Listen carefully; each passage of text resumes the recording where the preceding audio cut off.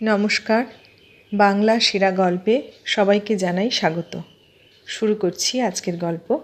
আজ পড়ে শোনাব সাহিত্যিক সুনীল গঙ্গোপাধ্যায়ের লেখা গল্প গল্পের নায়িকা।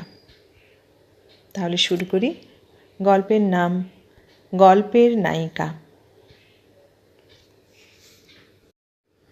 আগে থেকে হোটেল ঠিক করা ছিল না, তাই মনে মনে একটু আশঙ্কা ছিল পুরী পৌঁছে থাকবার জায়গা পাবো কি না।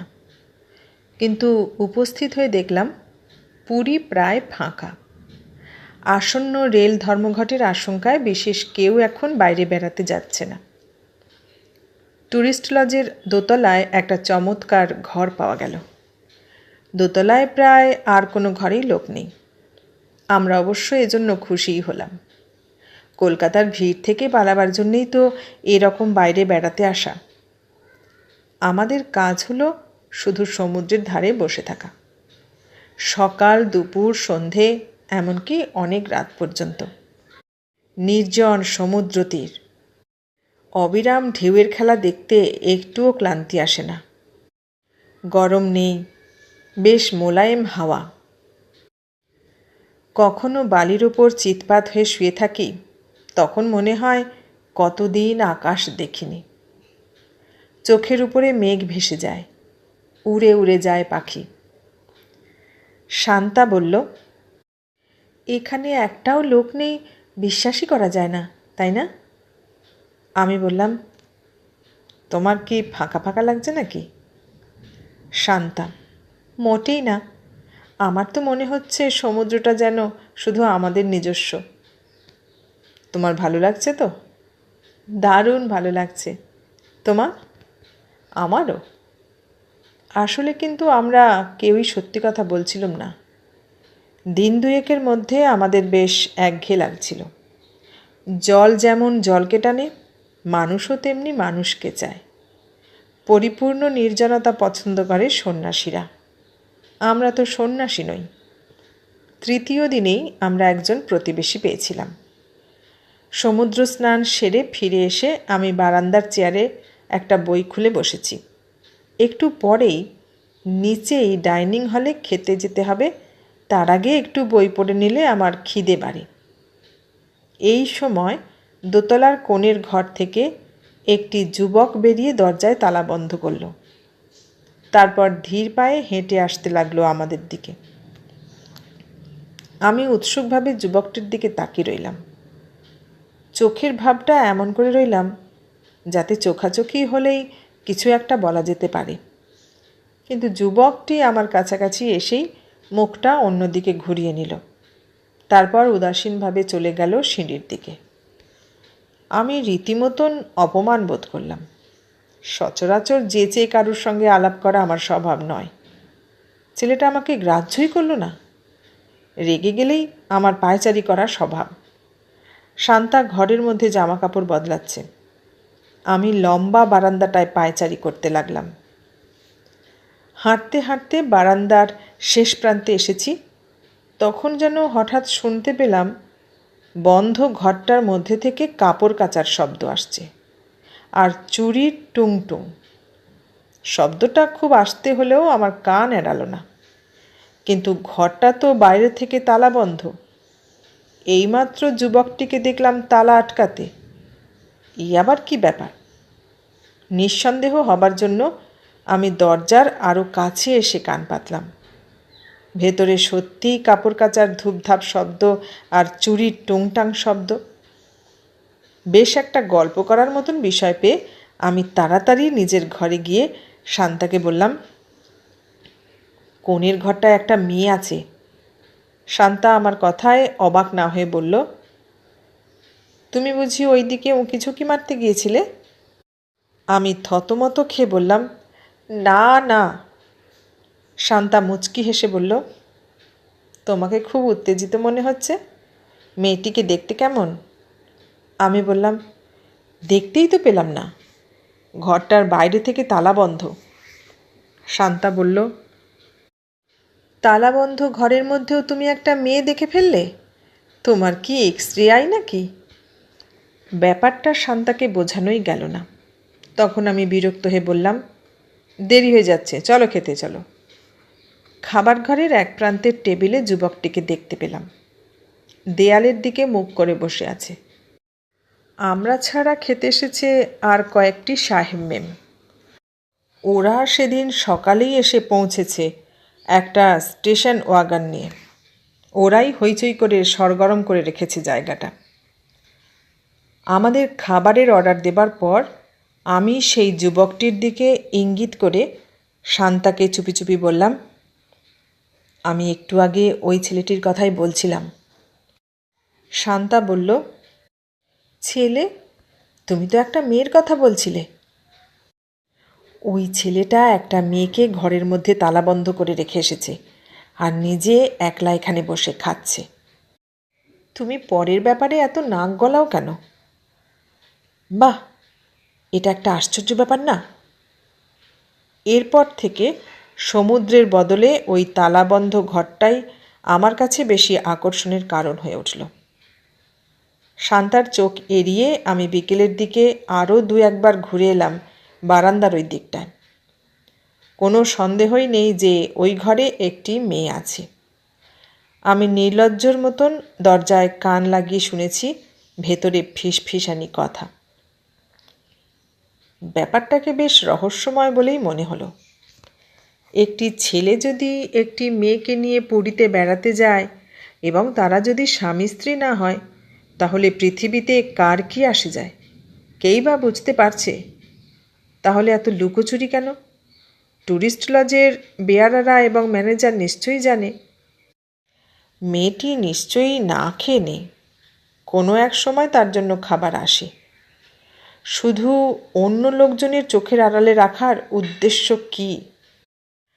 পরদিন সকালবেলা ছেলেটি যখন সিঁড়ি দিয়ে নামছে, আমি দ্রুত হেঁটে গিয়ে ওকে ধরলাম। পাশ দিয়ে নামবার সময় খুব চেনা ভঙ্গি করে বললাম, আজ কীরকম মেঘ করে এসেছে দেখেছেন? ছেলেটি দারুণ চমকে উঠল। তারপর একটু কঠোর মুখভঙ্গি করে ইংরেজিতে বলল, ইয়েস। অর্থাৎ ছেলেটি আমাকে বোঝাতে চায় যে ও বাঙালি নয়, যাতে আমি ওর সঙ্গে গায়ে পড়ে কথা বলা বন্ধ করি। কিন্তু ছেলেটি যে বাঙালি তাতে কোনো সন্দেহই নেই। চুল আঁচড়াবার ভঙ্গি দেখেই বাঙালি চেনা যায়। আমি ছেলেটিকে সাহায্য করতেই চাইছিলাম। আমি চাইছিলাম ওর ভয় ভেঙে দিতে। অসামাজিক কোনো কাজ করতে গেলে সাহস থাকা চাই। সাহসী লোকেরাই সমাজের নিয়মকানুন ভাঙে। কিন্তু ছেলেটি আমাকে পাত্তাই দিল না। দুপুরবেলা শান্তা আমাকে বলল, তুমি সমুদ্রে যাবে না? আমি তখন একটা বই খুলে বসেছি বারান্দার ইজি চেয়ারে। আকাশে চমৎকার মেঘ। আমি বললাম, না, আজ আর ইচ্ছে করছে না। শান্তা শাড়ি ও তোয়ালে নিয়ে রেডি। অবাক হয়ে বলল, সকালেও তো বেরোওনি, সারাদিন এখানে বসে থাকবে নাকি? চলো, আমার সঙ্গে চলো। আমি তখন গোয়েন্দার মতন রহস্য সমাধানের জন্য উদগ্রীব হয়েছিলাম। বন্দি মেয়েটিকে অন্তত এক পলকের জন্যও আমার দেখা দরকার। কোনো না কোনো সময় সে কি বাইরে বেরোবে না? এ কখনো হয়? শান্তাকে এসব কথা বলিনি আর। অন্য একটি মেয়ে সম্পর্কে এত উৎসাহের কারণ কি ওকে জানানো যায়? আমি বললাম, তুমি আজ একাই স্নান করে এসো না। শান্তা এবার দারুণ রেগে গিয়ে বলল, একা যাব? আমি পুরীতে এসেছি একা একা স্নান করার জন্য? রাগ করে শান্তা শাড়ি আর তোয়ালে ছুঁড়ে ফেলে দিতে যাচ্ছিল, ওকে সামলাতে হলো। বই মুড়ে রেখে ওর সঙ্গে চলে এলাম সমুদ্রের পাড়ে। জলে নামবার পর মনে হলো, এতক্ষণ আমি কী পাগলামি করছিলাম। সমুদ্রে স্নান করার চেয়ে আর ভালো ব্যাপার কী থাকতে পারে? তাছাড়া বারান্দায় সর্বক্ষণ বসে থেকে আমি বোধহয় ক্ষতিই করছিলাম ওই বন্দি মেয়েটির। সবাই যখন স্নান করতে আসে, ট্যুরিস্ট লজ ফাঁকা থাকে, তখন ও অন্তত নিঃশ্বাস ফেলার জন্য বাইরে আসতে পারে একবার। সাহেব মেমরা জলের মধ্যে মাতামাতি করছে। এরা হিপি হিপিনি। এরা অনেকেই বিয়ে টিয়ের ধার ধারে না। কত সাবলীল সুন্দরভাবে জীবন কাটাচ্ছে। ওদের পোশাক এতই ছোট এবং জলের মধ্যেই মাঝে মাঝে এমন চুমু খাচ্ছে যে মনে হয় ইংরেজি সিনেমার দৃশ্য দেখছি। আর আমাদের প্রতিবেশী ওই ছেলেটি একটি মেয়েকে পুরীতে নিয়ে এসেও একবারও সমুদ্রে স্নান করার সুযোগ দিতে পারছে না। কী এমন ভয়? মেয়েটি বা রাজি হলো কেন? ট্যুরিস্ট লজে আরও 2 দিনের মধ্যেও আমি মেয়েটিকে একবারও দেখতে পাইনি। অবশ্য বারান্দায় বসে পাহারা দেওয়াও বন্ধ করেছিলাম। এর মধ্যে একদিন কোনারক ঘুরে আসার জন্য সারাদিন কাটল বাইরে। এর মধ্যে শান্তাও বিশ্বাস করেছে মেয়েটির অস্তিত্ব। কোনো এক সময় আমি যখন ছিলাম না, তখন শান্তা শুনতে পেয়েছিল ঘরের মধ্যে মেয়েলি গলার কান্না। মেয়েটি কাঁদছিল তখন ঘরটাতে তালাবন্ধ ছিল না, অথচ ছেলেটিও ভেতরে। শান্তা এই কথা বলার পর আমি একটু চিন্তা করেছিলাম, ছেলেটি যদি ঘরের মধ্যে একটি মেয়েকে বন্ধ করে রেখে নির্যাতন করে, তাহলে আমার উচিত এর একটা কিছু প্রতিকার করা। পুরুষ মানুষ হিসেবে এটা আমার দায়িত্ব। কিন্তু ছেলেটিকে তো সেরকম অত্যাচারী বলে মনে হয় না, একটু যেন ভীতু ভীতু ভাব সবসময়। অবশ্য অনেক লোকই ঘরের মধ্যে আর ঘরের বাইরে একরকম নয়। ব্যাপারটা নিয়ে ট্যুরিস্ট লজের ম্যানেজারের সঙ্গে আলাপ করার জন্য গেলাম অফিস ঘরে সন্ধ্যের দিকে। ম্যানেজার টেবিলের ওপর পা তুলে কাগজ পড়ছিলেন। এখানে কাগজ আসে দুপুরের দিকে। আমাকে দেখেই বললেন, কি কাগজ পড়বেন নাকি? আমি বললাম, না, অন্য একটা কথা আছে। মানে 18 নম্বর ঘরে যারা আছে। ম্যানেজার বললেন, 18 নম্বর ঘরে কেউ নেই তো, ও ঘর তো খালি। আমি বললাম, না না, খালি না, আমাদের ঘরের থেকে কয়েকখানা ঘর পরেই। না, খালি ওই ঘর। আমি বেশ জোরে প্রতিবাদ করতে যাচ্ছিলাম, ম্যানেজার তার আগেই আবার বললেন, এই তো আধ ঘন্টা আগেই খালি হয়ে গেল, মিস্টার অ্যান্ড মিসেস দত্ত ছিলেন। আমি চমকে উঠলাম, আধ ঘন্টা আগে খালি হয়ে গেছে? দেয়ালের দিকে তাকিয়ে দেখলাম 18 নম্বর ঘরের চাবি ঝুলছে। আর কিছু বলা যায় না। এরা স্বামী স্ত্রী পরিচয় দিয়েছিল এখানে। তারপর যদি একজন ঘর থেকে না বেরোয় কিংবা চাপা গলায় কাঁদে, সে ব্যাপারে আমাদের নাক গলাবার কোনো অধিকার নেই। এরপর শান্তা যখন এই নিয়ে বিছানায় শুয়েছে, আমি একটু ঘুরে আসি বলে বেরিয়ে পড়লাম। যেন একটা চুম্বক আমাকে টেনে নিয়ে গেল রেল স্টেশনে। আমি জানি সারাদিনে একটি মাত্র ট্রেন চলছে, তাও রাত 9টার আগে ছাড়বে না। এ আমার কি অশুভ কৌতূহল! কেন আমি ওদের পেছনে পেছনে এরকম গোয়েন্দাগিরি করছি? ওরা নিরিবিলিতে থাকতে চেয়েছিল। আমার উচিত ছিল না ওদের কোনো রকম ব্যাঘাত না করা।